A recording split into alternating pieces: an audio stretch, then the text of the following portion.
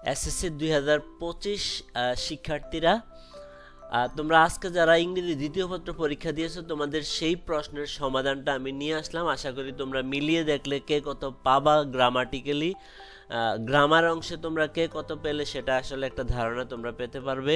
তো তোমরা যদি আমার চ্যানেল রফিকুল এডুকেশন বিডিতে নতুন হয়ে থাকো অবশ্যই চ্যানেলটিকে সাবস্ক্রাইব করে রাখবে, আর ভালো লাগলে লাইক কমেন্ট করবে। তাহলে চলো শুরু করা যাক। তো নাম্বার 1 এর যেই আনসারটা আছে সেটা fill in the blanks with words from the box. এই বক্সের শব্দগুলো দিয়ে তোমরা এই শূন্যস্থানটা পূরণ করবা। তো সেটার আনসারগুলো আমি এখানে রেখেছি। তো এ নাম্বারে হবে ফার্স্ট, বি নাম্বারে হবে স্পেয়ার, সি নাম্বারে হবে ক্যারেক্টার, ডি নাম্বারে হবে ওয়েদার, ই নাম্বারে হবে এনি, এফ নাম্বারে হবে দা দ্যাট, জি নাম্বারে হবে স্ট্রং, এইচ নাম্বারে হবে এনভায়রনমেন্ট, আই নাম্বারে হবে মরালি, আর জে নাম্বারে হবে ক্যারেক্টার। তারপরে 2 নাম্বারের যেই fill in the blanks with suitable words, উপযুক্ত শব্দ দিয়ে শূন্যস্থান পূরণ করো, সেটার আনসারটা হচ্ছে এ নাম্বারে দিবা পাঞ্চুয়াল, বি নাম্বারে হবে টাস্ক, সি নাম্বারে হবে টেনশন, ডি নাম্বারে হবে কনফিডেন্ট, ই নাম্বারে হবে ওয়ার্ক, এফ নাম্বারে ক্যাপাবল, জি নাম্বারে মোমেন্ট, এইচ নাম্বারে হবে ওয়েল, আই নাম্বারে হবে রিজন, জে নাম্বারে হবে লাইফ। তারপরে 3 নাম্বারে যেই টেবলটা আছে সেই টেবলটা থেকে 5টি বাক্য তোমরা তৈরি করতে হবে, 5টি সেন্টেন্স তৈরি করতে হবে।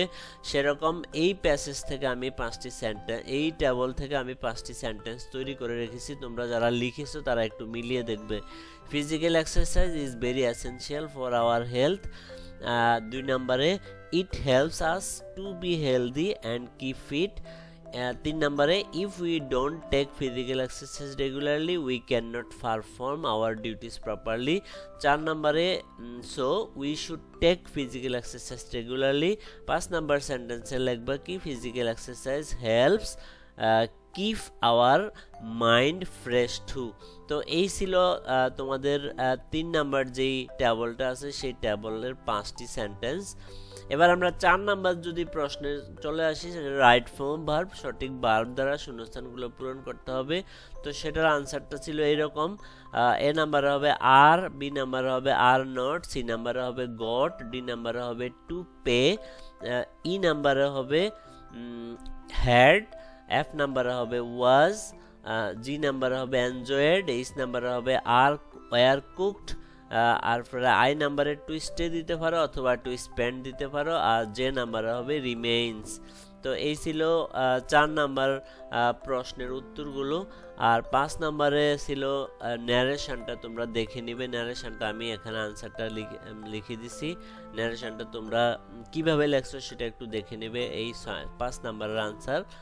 তারপরে 6 নাম্বারের এই চেঞ্জিংগুলো আমি প্রত্যেকটা চেঞ্জিংয়ের আলাদা আলাদাভাবে আনসার দিয়েছি। এ নাম্বার সেটার আনসার হলো এটা, বি নাম্বার সেটার আনসার হলো এটা, সি নাম্বার সেটার আনসার হলো এটা, ডি নাম্বারের আনসার হলো এটা, তারপরে ই নাম্বারের আনসার হলো এটা, এফ নাম্বারের প্রশ্ন এবং আনসার, জি নাম্বারের প্রশ্ন এবং আনসার, এইচ নাম্বারের প্রশ্ন আনসার, আই নাম্বারের প্রশ্ন আনসার, যে নাম্বারের প্রশ্ন আনসার। এই ছিল 6 নাম্বারের প্রশ্ন এবং উত্তর।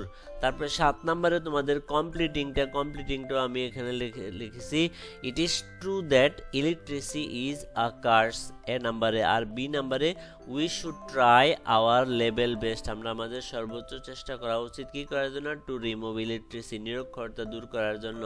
সি নাম্বারে কি আছে, in order to eradicate electricity, নিরক্ষরতা দূর করার জন্য আওয়ার গভর্নমেন্ট, আমাদের সরকারকে কি করতে হবে, শুড টেক ইফেক্টিভ স্টেপস। এই অংশটা তোমরা শুধু লিখে দিলে হবে। তারপরে বি নাম্বারে conscious people of the society should also come forward, সমাজের সচেতন লোকদের এগিয়ে আসা উচিত। With a view to, with a view টুর পরে সবসময় ভার্বের সঙ্গে আইএনজি হয়। With a view to educating the illiterate people, অশিক্ষিত লোকদেরকে শিক্ষা দেওয়ার জন্য সমাজের যারা সচেতন লোক আছে তাদের এগিয়ে আসা উচিত। তারপরে ই নাম্বারে ইট উড বি ওয়ান্ডারফুল, এটা হবে চমৎকার, if all the people of our country were educated। তাহলে এই ছিল তোমাদের 7 নাম্বারের যে প্রশ্ন কমপ্লিটিং সেন্টেন্স সেটার আনসার। এবার আমরা চলে যাব 8 নাম্বার প্রশ্নে, complete the text adding suffix or prefix.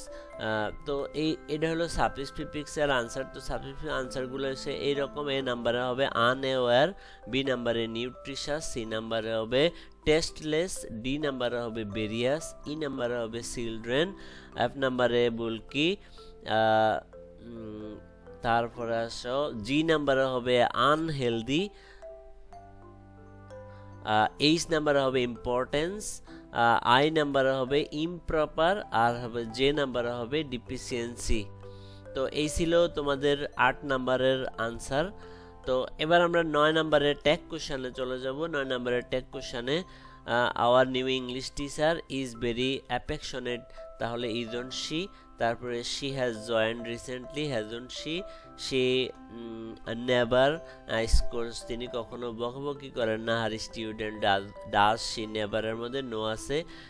Each of the students কি হবে loves, each of the students loves her, তাহলে এখানে কি হবে ডাজন্ট হি অথবা শি দিবা।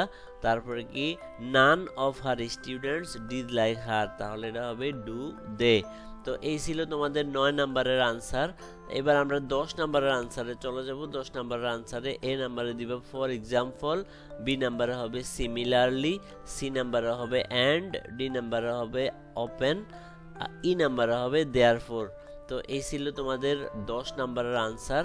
আর 11 নাম্বারে যে পাঞ্চুয়েশন মার্কস অ্যান্ড ক্যাপিটালাইজেশন সেটাও আমি এখানে দিয়ে রেখেছি, তোমরা একটু দেখে নেবে। তো ইনফ্যাক্টের পরে এখানে একটা কমা দিতে হবে, সেটা সবাই জানো। তো এই ছিল আজকের ভিডিও। আশা করি তোমরা প্রশ্নের সমাধানটা পেয়ে উপকৃত হবে। তো তোমরা যদি আমার চ্যানেলে নতুন হয়ে থাকো অবশ্যই চ্যানেলটিকে সাবস্ক্রাইব করে রাখবে, আর ভালো লাগলে লাইক কমেন্ট করবে। আবার দেখা হবে নতুন কোনো ভিডিও নিয়ে নতুন কোনো দিনে। সে পর্যন্ত সবাই ভালো থেকো। আল্লাহ হাফেজ।